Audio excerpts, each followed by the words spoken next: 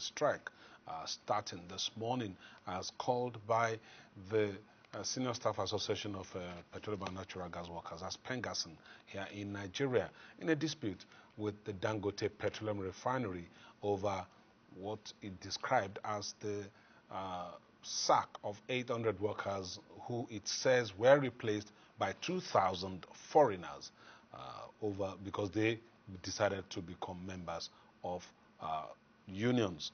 Well, we did give you a background report earlier on, a report by Abulo Semuagu, but to unravel all the issues that are arising from the matter now, we have joining us this morning Owei Lakemfa. Owei is, of course, here in the studio with us. He's not joining us virtually.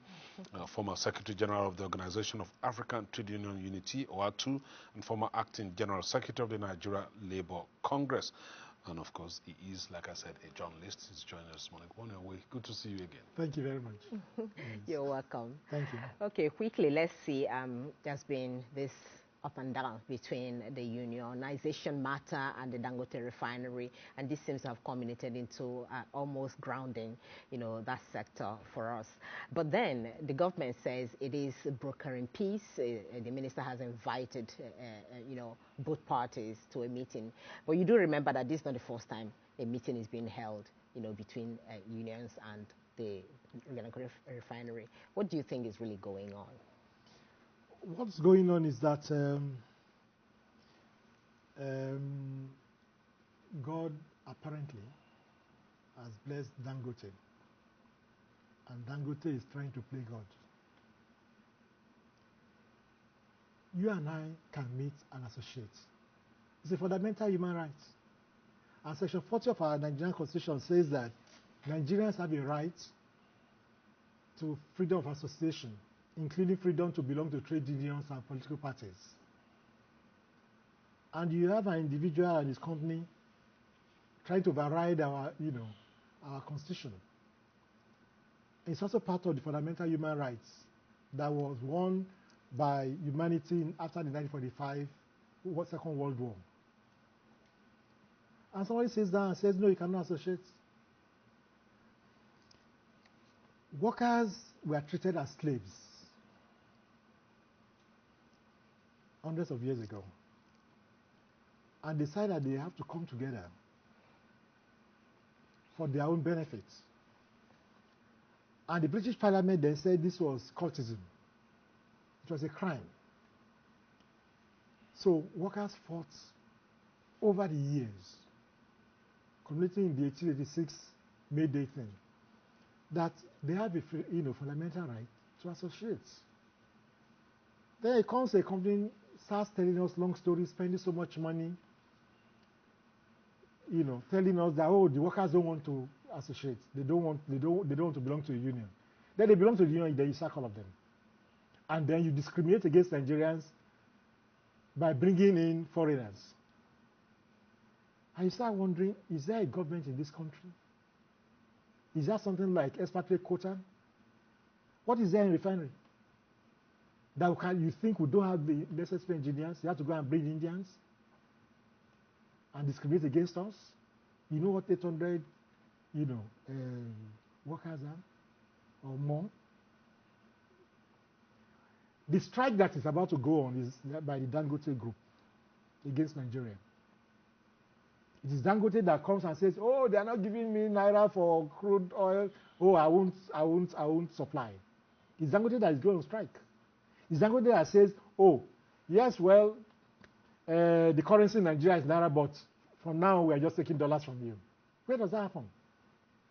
And the Constitution in Chapter 2 says that the economy has to be run in such a way that it will not be controlled by a few.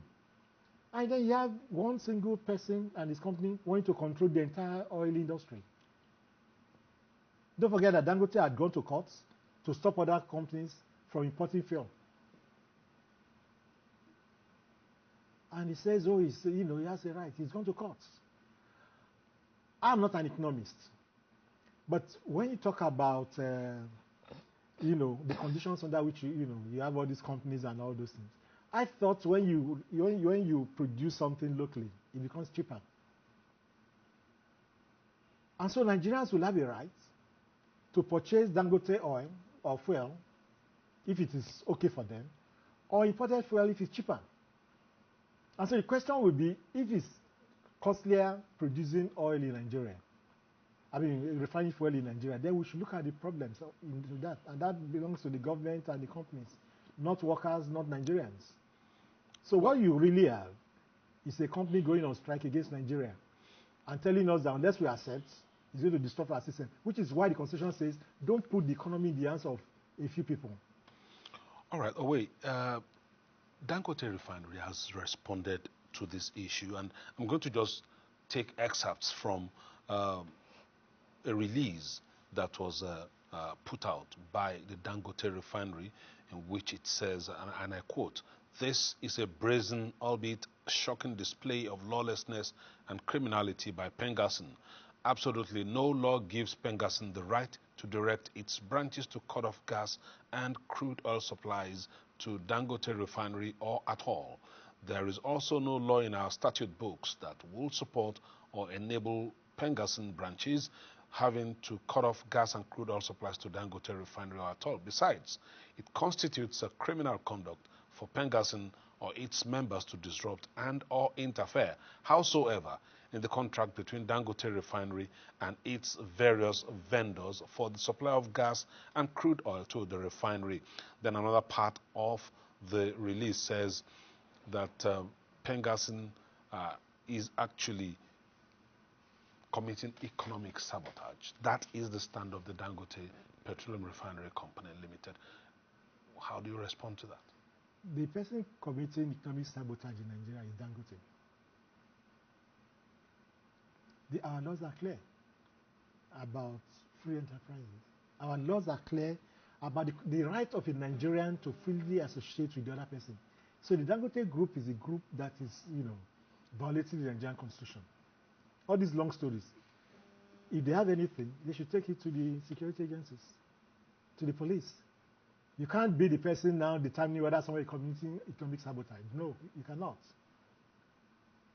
And I'm shocked at some of the reactions by some otherwise educated people about this whole thing. Dangote is providing jobs. Therefore, look, capital does not itself produce profits. So you have to employ people to help you do that.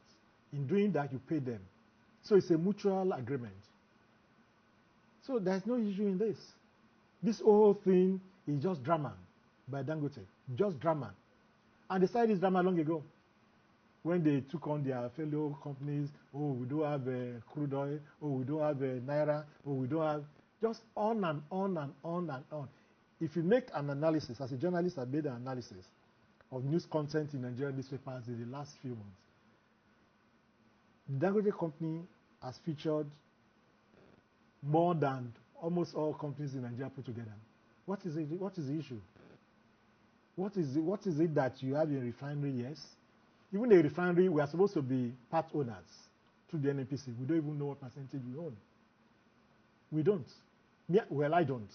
And we've asked it, and they're giving us various percentages. We don't. So what exactly is the problem? Will Dangote be the first company to produce, to refine petroleum in the world? What is the issue? At least in Nigeria, it is the first indigenous. You'll be surprised how much, fuel is being refined in Nigeria. You'll be shocked. Okay, but let's also look at the reason that Dangote gave for laying off the 800 workers, really, because it's now Dangote's words against Pengasson's words. Pengasson insists that it was because they joined union, because this happened almost within 24 hours after the joining of the union. But Dangote says it is reorganizing. If what does that mean? We don't know, but that's what he says. If it is reorganizing, just like every other company has got, the right to reorganize and restructure and whatever name it calls its company, and then it's not owing the workers. It has also paid, severance packages and all of that. I mean, what law would we now use to hold him against laying off workers if he says he wants to reorganize his company and he's not owing anyone, severance various package? Laws. You see, we should be a country of laws. The Trade Union Act and the labor law says that, look, if you have anything like redundancy, there's a provision for it under the Labor Act, in which you consult the union, you discuss the reasons for your redundancy, that the basis you are going to use. You get it? And part of the basis usually is that the last people that come to a company are the first people you sack. So there are laws. And you don't need a soothsayer to tell you that Dangote is lying. Because you are reorganizing, so you sack Nigerians and bring in Indians. What kind of reorganization is that? But is there a law that says Dangote cannot employ foreigners? I recall you talked about expatriate quota. Yes. We've always known about expatriate quotas. Yes. So which expatriate quota will give him the right to bring over 1,000 Indians into Nigeria for jobs that Nigerians can do? Look, Dangote should just go on and refine his petroleum products and leave us alone. All these things are just drama, you know. Part of that statement, they said they sacked the workers because of sabotage or something. Yes. If you think your employee is sabotaging you, there are rules. You get it? You query people. I send you a query. It has been learned that so and so and so, and you have a right to respond. Because the Constitution of Nigeria gives all of us fair hearing on all issues. Even God that created us, when he knows everything, he gives us fair hearing. He knew, for example, that Eve and Adam had eaten the apple, isn't it? But he says, why are you naked? Why do you think you are? Tell us. And then the man says, is the woman you gave me now? Yeah. It's about, that everybody has fair hearing. So you can't sit down somewhere and say 800, 1,000 people, you suspend or sabotage, and then you sack them. You don't do that. You don't. So this country has to be protected against those who do not want to follow our rules, who do not want to respect our constitution. The constitution of the country is very, very clear. And labor laws are very clear. And let me say that if Nupeng goes to the refinery to picket, it's also a right that we have. And it's also what is under the Trade Union Act. It's called picketing. You have a right to picket a premises, whether private or whatever, in furtherance of industrial disputes. It's a law. So maybe what the Dangote group needs is an industrial relations person who has gone to some school and read some basic trade union laws. Owei, one of the things that the release from Dangote refinery talks about is, and I think I want to read that out to you, because it talks about, it's raising questions as to whether Pengasson has the right to cut off, I think I read a bit of it earlier on. Yes, you did. Cut off crude oil supplies or gas to the refinery or to any other company for that matter.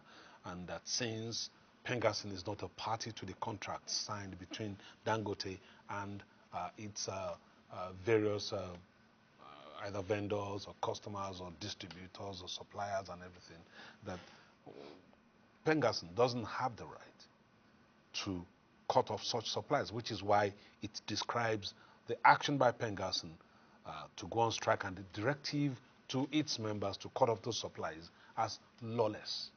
So what's your take on that? Like the politicians will say, go to court. If you say, I'm lawless, you go to court. But the most lawless is Dangote that refuses to abide by the Nigerian constitution and the laws of Nigeria. That's the issue. What is the business of Dangote whether people belong to which union? What's their business? Go on with your work and everybody goes on. But no, you want to control everything. You want to control things. You buy up companies, you lock them down, you don't produce anything there, and then you set up refineries, and since then we've not had peace. Every time you fought the NPC, you fought the government, you fought your other people, you are fighting your workers. What for? Is he the one fight? Is it Dangote refinery that is fighting? Because there's questions really about the fact that Pengasson suddenly became a dog that bites when it comes to Dangote refinery. That we've had moribund national refining, plants that have been there, and we never saw Pengasson in this, being this biting dog and trying to make things work for Nigerians. Well, when you say moribund, that means you're talking about the 4 refineries we have. Yes, Nigeria. That is business of government. Is that a business of the worker? It's not. The worker does not run, any refinery. So that's about management and NPC and the federal government. So if Dangote is querying the federal government, that's between them, not with the workers. It is not the business of Nupeng or Pengasan to go and say, okay, because this one is not working, that one should work. No, it's not. But there are also workers in those moribund companies. Yes, there are workers who also belong to the union, don't they? Yes, therefore. So did you fight for their rights as much as you're fighting for the rights of these ones? Are their rights violated? Do they have a right to unionize? Do they have a right to their salaries? If there is no dispute, why will you go and start a dispute? The dispute here is simply that Dangote wants to violate the Nigerian labor laws and the Nigerian constitution and fundamental human rights as prescribed by the United Nations. That's the problem. Nothing else. If once it allows people their freedom, then I don't think we'll have any issue coming here anyway. Another question is whether Pengasan has actually exhausted all the, dispute resolution mechanism that is got before resorting to, some people would say, weaponizing strike to disrupt the economy. No, that's a matter of opinion. Look, if somebody suddenly attacks you, you don't go and look for law enforcement to say, somebody's attacking you, kill me. The first thing is you carry out self-defense. It's a very basic thing. It's a human instinct. You get it? So if Nupeng had gone out of his way to unionize workers, and then you sack all of them, what is Nupeng supposed to do? Is Nupeng joining this dispute? Because what we hear is Pengasan. No, this one about but the main Dangote. battle, has been between Nupeng and Dangote refinery. That's been the main battle. The whole thing about drivers, whether you can employ them, whether you can unionize them, had been a battle between Dangote and Nupeng. So the Pengasan thing is a new addition. It's an addendum to it. Yeah. But the question really now, Owei, is what do you expect government to do? Because Dangote refinery is warning that this strike by Pengasan, that Pengasan has called, is going to result in fuel scarcity and disruptions to supplies of not just petrol, but other things. So what exactly do you expect government to do in this case? Government should rule on the basis of our laws and the constitution. It's a very basic issue. In other words, government should have government should call Dangote to order and say, do your work, let other people do their work. It's a very simple thing. Like I told you, this whole thing is about trying to hold us hostage as a country by one company. So they are not going to supply fuel. Okay, we are going to stop this. We are going to... What's all that one? But Pengasan is the one cutting off supply. I mean, the unions are the ones cutting off supply and all that. Because Dangote has not said it will not supply until... Because their unions have been sacked. If the federal government had come to say, look, Dangote, you don't have any right to sack anybody without, following rules, there will be no problem. Call them back. Now, there will be no issue there. What do you think is the role of regulators in this particular situation? Because one of the papers this morning did talk about the NUPRC asking both parties to resolve their disputes without resorting to any action that could put Nigerians in dire straits concerning energy supply. I'm sure the government agencies are getting tired because even the DSS intervened and called meetings. The very next day, after that, those things are called an agreement. Dangote went against the agreements about unionization. So I think they are getting tired. The government should have, I don't know what to use now, but they should be able to... The political will? The will, to govern. And to govern means in accordance with our laws and constitution and international regulations. Yeah, it's a very simple matter. But, because there's so much impunity in the country. So people are taking things for granted. You know, the Ministry of Labour, for instance, could just order Dangote to say, look, all these things, call them back, and let's see. But because if you have anything, you have any problem. You said the minister could order Dangote. Yes. Dangote is a private investor. No. Every investor, every Nigerian exists on the basis of our laws. So the laws of Nigeria says that you cannot go on strike, but your employer can also not go on strike. That is, you cannot lock out workers, which is what is happening. You say, oh no, you are sacked them so they cannot enter. So you lock up workers. It's against the law. But if they've been sacked, what are they doing on the premises? But on what basis? You have to sack people on the basis of the laws of Nigeria. So shouldn't the workers that have been sacked also go to court and claim their innocence there, or follow instead of what Pengassin and Lupeng they are doing about the role of government, Abi? That's what I'm answering. No, my point is, she wants to know is now another angle to this question. The fact that you said if Dangote thinks what you're doing is, you mean what the union is doing is economic sabotage, you should go to court and prove it. So shouldn't the workers that have been sacked also go to court as a matter of right? Okay, so instead of what but let me tell you something. As you know, when the rich, starts making noise, you have to be careful. Because you can be in courts for another 20 years on a matter that is about the violation of fundamental human rights. Violation, rights that are fundamental, that are irreducible. So you can't run the country where somebody starts and sacks thousands of people and says, okay, go to courts. No, you can't do that. Then you bring Indians, you bring foreigners. What kind of country do you want to run? Is it substantiated that Dangote has brought in Indians? Because we haven't seen any statement from Dangote either affirming that even when they denying started, that. Even when all these things started, they allowed Indians to come into, because a lot of Indians work there and foreigners work there, and they stopped Nigerians from entering. It was reported in the newspapers. And it's discrimination against Nigerians. And it's against the Constitution. And this is our country. If Dangote were doing his thing in Benin Republic and sacking people, it may be less contentious. But it can't be on our land. And then try to play God. You can't do that. Okay, what outcomes are you expecting from today's meeting? Dangote must learn how, even when it enters into agreements, to obey those things. Dangote must come. Look, let him just run. He has become a rock star. This was a gentleman that was very quiet, and people, the man is all over everywhere. In the last, he's just there. From Buhari's time, he's there. He's in the newspapers. He cannot even allow his PR people to do their work. He's everywhere. The same company, you take the newspapers, the same issues. And honestly, it will be very dangerous for us to allow one company to dictate to us our petroleum needs and decide what to do. Because if he can, today he can say a liter is 500, I've reduced the price, and tomorrow he can say a liter is 4,000, knowing that you don't have an alternative. No government or people should allow that.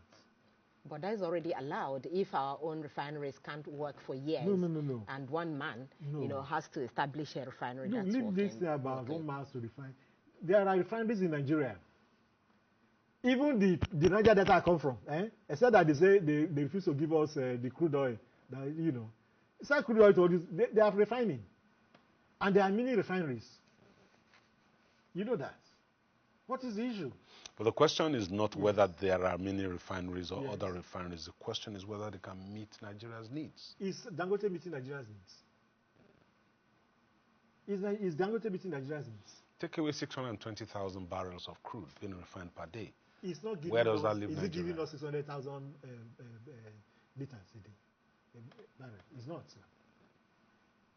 It says to Cameroon and other places. So, wait. And we have to report before we go. Shortage. Because we have to go in a few minutes. Thank you very much. In the next 2 minutes, we have to go. What advice do you have for all the parties concerned here? Pengassin, Nupeng, Dangote Refinery, and the federal government that is acting on behalf of Nigerians. follow the laws, follow our constitution, follow the Trade Union Act, the Trade Union laws, follow the ILO laws, conventions, follow the United Nations Fundamental Human Rights Principle. That's all. It's a very simple matter. That's all. Okay, as it is now, the union said its members have shut all installations nationwide. So if at the end of the meeting, Dangote, for instance, says, okay, what I'm doing is a reorganization in my company. I have paid all the, entitlements to those who have been severed or whose jobs have been severed, and I'm not going to retake them. What happens? Well, everybody has his own powers, isn't it? Because you have to do things in accordance with the laws. Dangote is not doing that. The federal government has a duty to call that company to order. It's a very simple matter. So if he says, oh, I've done this and there's nothing anybody can do, it means we are inviting anarchy. All right, we're going to leave it at that this morning. Thank you very much, Owei Lakemfa, for talking to us, and we do hope that this matter is quickly resolved, because I actually need to go buy fuel this morning. And I'm sure millions of Nigerians across the country are also heading to